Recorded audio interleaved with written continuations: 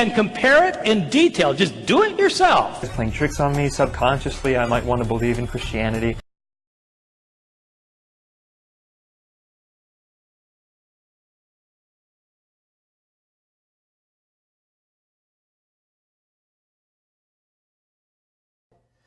And I wanted to be in that room, but I couldn't because there was someone standing at the door. Because there was someone standing at the door. Because there was someone standing at the door. My friend David, who had shared the gospel with me.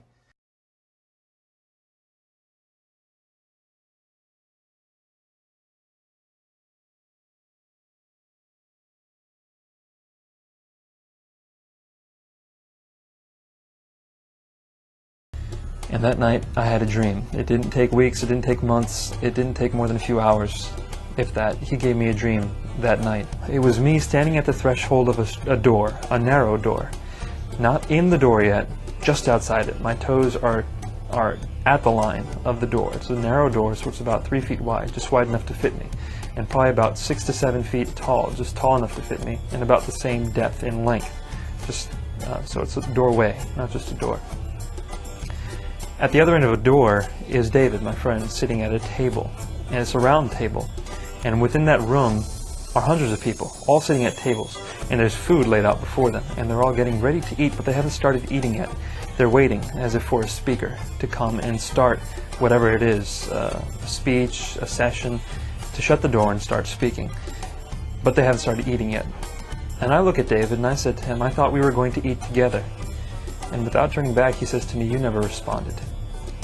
That's all the dream was. Me at a narrow door saying, I thought we were going to eat together, and him at a feast saying, you never responded.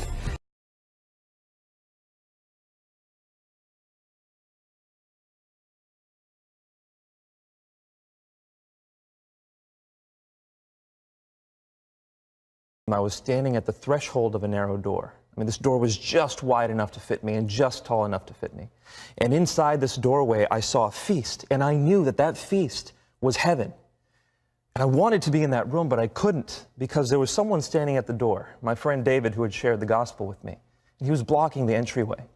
And I said to him, David, I thought we were going to eat together, as in I thought I was going to be in heaven. And he said, you haven't responded.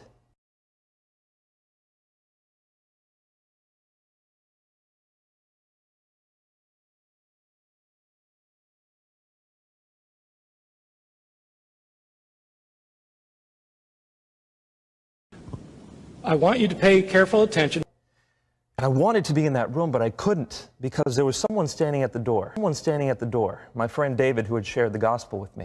And he was blocking the entryway. And he was blocking the entryway. And I said to him, David, I thought we were going to eat together, as in I thought I was going to be in heaven. And he said, you haven't responded. At the other end of a door is David, my friend, sitting at a table. Is David, my friend, sitting at a table. And it's a round table.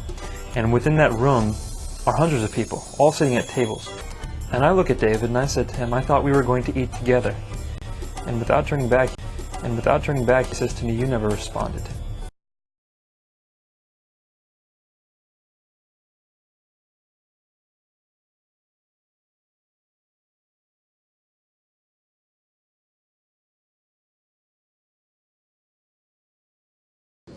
My own view is that it is absolutely certain that the Gospels did not give an accurate account of the things that Jesus did.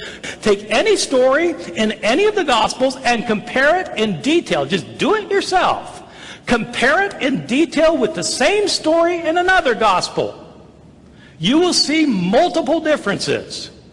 During Jesus' temptations, what was the second temptation? To jump off the temple or to bow down to worship Satan? Matthew says the first, Luke says the second. If one of the authors felt free to change the details of the story, how do you know that he didn't feel free to change the substance of the story? Did Jesus ride one animal into Jerusalem at the triumphal entry, as in Mark, or did he ride 2 animals, as in Matthew? Did Jesus have extensive conversations at his trial with Pilate, as in John? Or was he silent, except for uttering 2 words, as in Mark? How could it be both? But sometimes the stories are not simply different in minor detail. They are sometimes different in major ways. Let me give you just one example in the couple minutes I have left. Jesus, on the way to his death, in the Gospel of Mark, is completely silent. He carries his cross, or Simon of Cyrene carries his cross, and Jesus doesn't say a word. They nail him to the cross, and he's silent. He's hanging on the cross. Both robbers mock him. The passers-by mock him. Everybody mocks him, and he doesn't say anything until the very end. He cries out, Eloi, Eloi, lama sabachthani. My God, why have you forsaken me? And he dies. That's the end of the story in Mark. Not quite, because then he gets raised from the dead. But how did he feel at the end? Compare that with the Gospel of Luke. In Luke, Jesus is not silent on the way to be crucified. He's going to be crucified, and he sees some women weeping for him by the side of the road, and he turns to them and says, daughters of Jerusalem, don't weep for me, weep for yourselves and for your children for the fate that's to befall you.